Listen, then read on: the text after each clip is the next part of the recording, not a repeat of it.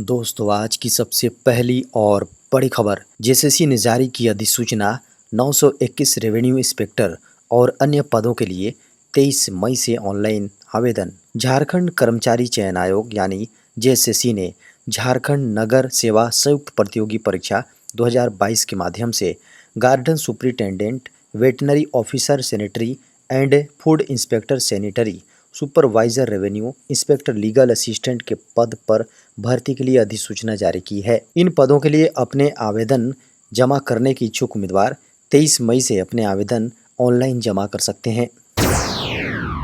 बड़ी खबर है, झारखंड में 12 से 14 जून के बीच मानसून आने की संभावना। मौसम विभाग के अनुसार झारखंड के कुछ इलाकों में प्री मानसून एक्टिविटी दिखने लगी है। मौसम विज्ञान केंद्र के अनुसार झारखंड में अभी प्री मानसून एक्टिविटीज़ देखने को मिल रही है, जिसकी वजह से झारखंड के कई इलाकों में बादल गरजने के साथ बारिश शुरू हुई है। झारखंड के उत्तर पूर्वी क्षेत्र जैसे धनबाद, बोकारो, दुमका अधिक प्रभावित हो रहे हैं। इन जिलों में गर्जन के साथ हल्के से मध्यम दर्जे की बारिश भी देखने को मिल रही है। मौसम विज्ञान केंद्र के अनुसार बंगाल की खाड़ी में मानसून की हलचल शुरू हुई है। झारखंड में 12 से 15 जून के बीच मानसून के आने की संभावना है। मानसून ने अंडमान सागर और बंगाल की खाड़ी के दक्षिणी हिस्से में दस्तक दे दी है। बड़ी खबर है, खनन पट्टा और शेल कंपनी से जुड़े मामले पर हाईकोर्ट में सीलबंद रिपोर्ट की गई पेश। हेमंत सोरेन के खनन पट्टा मामले में दाखिल याचिका और परिवार से जुड़े शेल कंपनी मामले में दायर जनहित याचिका पर सुनवाई हुई, जिसमें ईडी के द्वारा सीलबंद रिपोर्ट पेश की गई। मुख्य न्यायाधीश डॉक्टर रवि रंजन और न्यायाधीश सुजीत नारायण प्रसाद की अदालत ने मामले में दोनों पर पक्षों को सुनने और रिपोर्ट देखने के बाद अदालत किसी नतीजे पर नहीं पहुंची। मामले की सुनवाई के दौरान झारखंड हाई कोर्ट ने ईडी की ओर से अदालत को जानकारी दी कि झारखंड में उन्होंने कार्रवाई की है। मामले की अगली सुनवाई 19 मई को होगी।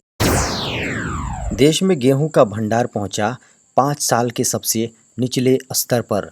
भारत ने गेहूं की कमी के चलते इसके निर्यात पर प्रतिबंध लगा दिया है।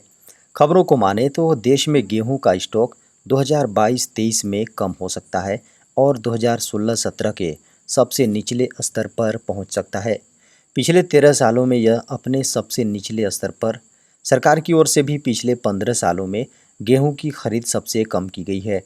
भारत की ओर से गेहूं के निर्यात को ये कहते हुए प्रतिबंधित कर दिया गया कि भारत में खाद्य सुरक्षा को इसमें जोखिम हो सकता है। खाद्य मंत्रालय की ओर से कहा गया है कि आम जनों के लिए गेहूं की आपूर्ति के लिए पर्याप्त भंडार उपलब्ध हैं, लेकिन मार्च माह में लंबे समय तक गर्मी के कारण से उत्पादन पर इसका असर पड़ा है, जिसके चलते गेहूं के निर्यात को रोका गया है ताकि सर्दियों में इसके भंडारण को पर्याप्त मात्रा में किया जा सके। झारखंड विधानसभा और हाईकोर्ट के भवन निर्माण की जांच कराएगी राज्य सरकार। झारखंड में विधानसभा और उच्च न्यायालय के भवन निर्माण में गड़बड़ी की शिकायतों पर अब झारखंड की हेमंत सोरेन सरकार ने कार्रवाई करने का फैसला लिया है। झारखंड सरकार ने इस मामले की जांच कराने के आदेश जारी कर दिए हैं। झारखंड सरकार की ओर से झारखंड विधानसभा और झारखंड हाईकोर्ट के भवन निर्माण में अनियमितता की जांच न्यायिक कमीशन से कराने का आदेश जारी कर दिया गया है।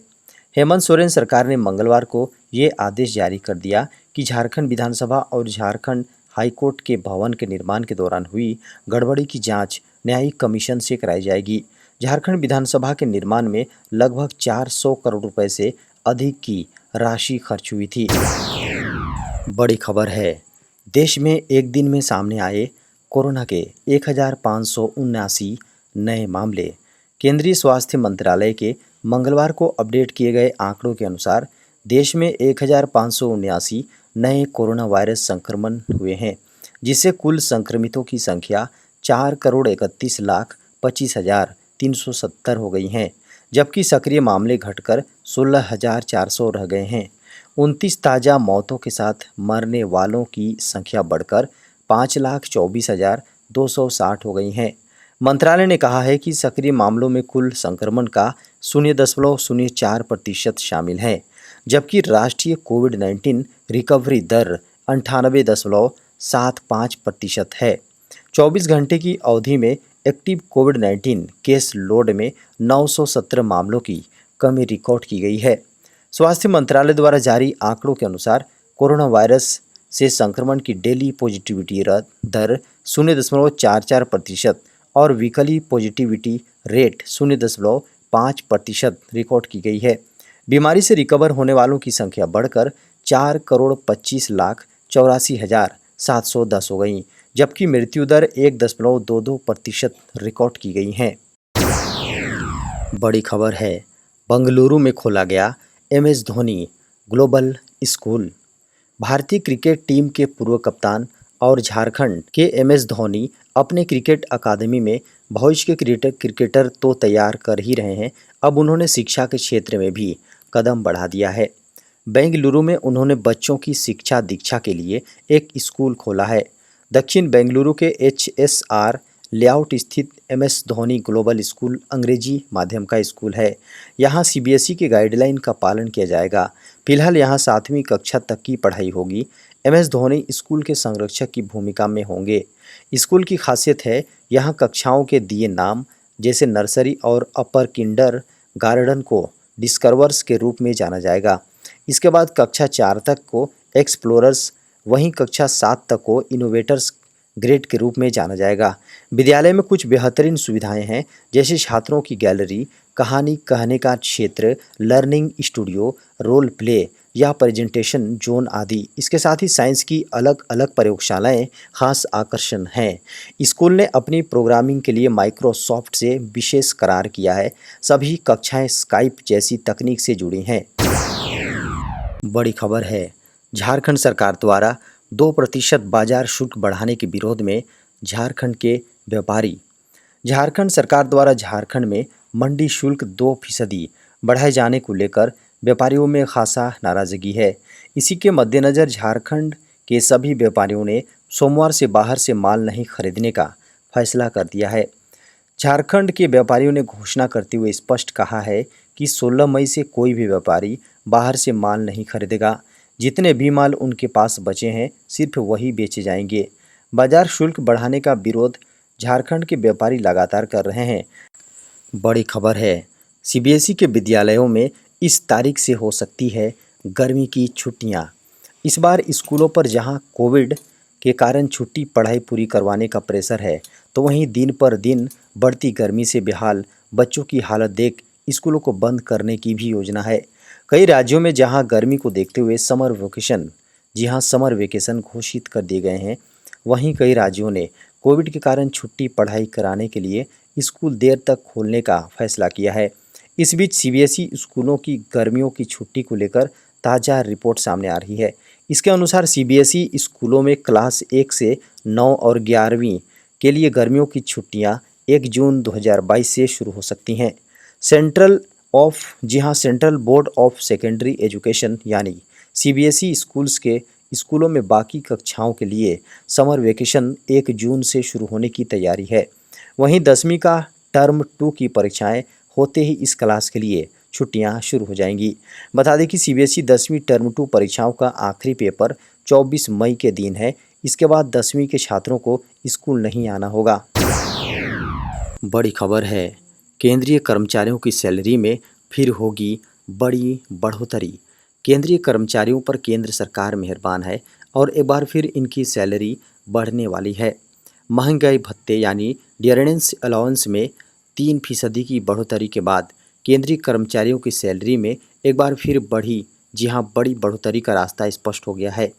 DA 31 से 34% होने के बाद केंद्रीय कर्मचारियों के कई भत्ते में जल्द से जल्द इजाफे की संभावना है। केंद्रीय कर्मचारियों को एक साथ 4 भत्ते में वृद्धि का फायदा मिल सकता है।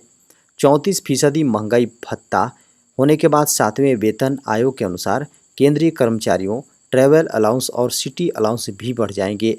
इसके साथ ही प्रोविडेंट फंड और ग्रेच्युटी भी खुद ब खुद बढ़ जाएंगे। दरअसल केंद्रीय कर्मचारियों का मासिक PF और ग्रेच्युटी की गणना बेसिक सैलरी और DA से होती है। ऐसे में DA के बढ़ने से PF और ग्रेच्युटी भी बढ़ना तय है। इतना ही नहीं, DA बढ़ने से केंद्रीय कर्मचारियों के हाउस रेंट अलाउंस में भी वृद्धि होगी। बताया जा रहा है कि ये बढ़ोतरी 3% तक हो सकती है। बड़ी खबर है, झारखंड के सरकारी विद्यालयों में बच्चों की सुरक्षा की होगी जांच। झारखंड के सरकारी स्कूलों के बच्चों की सुरक्षा व्यवस्था की जांच होगी। कोरोना काल के बाद दोबारा स्कूल खुलने पर विद्यालयों में सुरक्षा के क्या-क्या इंतजाम किए जा रहे हैं, इसकी रिपोर्ट जिलों से मांगी गई है। 31 मई तक जिलों को जांच रिपोर्ट सौंप देनी होगी। शिक्षा विभाग ने यह कार्रवाई राष्ट्रीय बाल अधिकार संरक्षण आयोग द्वारा मांगी गई रिपोर्ट के आधार पर की है। झारखंड के विद्यालयों में बच्चों को सुरक्षित वातावरण में कैसे सिखाया और पढ़ाया जा रहा है, इसकी जानकारी मांगी गई है। विद्यालय खोलने के पूर्व तय किए गए सुरक्षा मानकों का पालन किया जा रहा है या नहीं, इसकी जांच कराने को कहा गया है। क्षेत्रीय संयुक्त निदेशक, जिला शिक्षा पदाधिकारी और जिला शिक्षा अधीक्षक अपने अधीनस्थ पदाधिकारियों से इसकी जांच कराएंगे। बड़ी खबर है, अंडमान सागर और आसपास फैला मानसून 20 मई तक मुंबई में आ सकता है प्री मानसून। मौसम विज्ञानियों की भविष्यवाणी सच साबित हुई है। चक्रवात आसानी के असर से दक्षिण पश्चिम मानसून समय से पहले आ गया है। अंडमान और निकोबार द्वीप समूह में मानसून समय से एक सप्ताह पहले यानी 22 मई के बजाय 15 मई को पहुंच गया है। 27 मई तक केरल और इसके बाद मुंबई में 5 से 6 जून तक इसके पहुंचने की संभावना है। दक्षिण पश्चिम मानसून दक्षिण अंडमान सागर और इसके आसपास के इलाकों में आगे बढ़ गया है। मौसम विभाग ने कहा है कि अगले कुछ दिनों में आंधी बारिश की वजह से टेम्परेचर में गिरावट आएगी। शुक्रवार तक मुंबई में प्री मानसून की दस्तक होने का अनुमान लगाया गया है। स्काईमेट वेदर के अनुसार चक्रवाती हवाओं का क्षेत्र दक्षिण आंतरिक कर्नाटक और आसपास के इलाकों पर सक्रिय है। यह समुद्र तल से 5.8 किलोमीटर ऊपर ऊपर तक फैला हुआ है और ऊंचाई के साथ दक्षिण पश्चिम की ओर झुका हुआ है।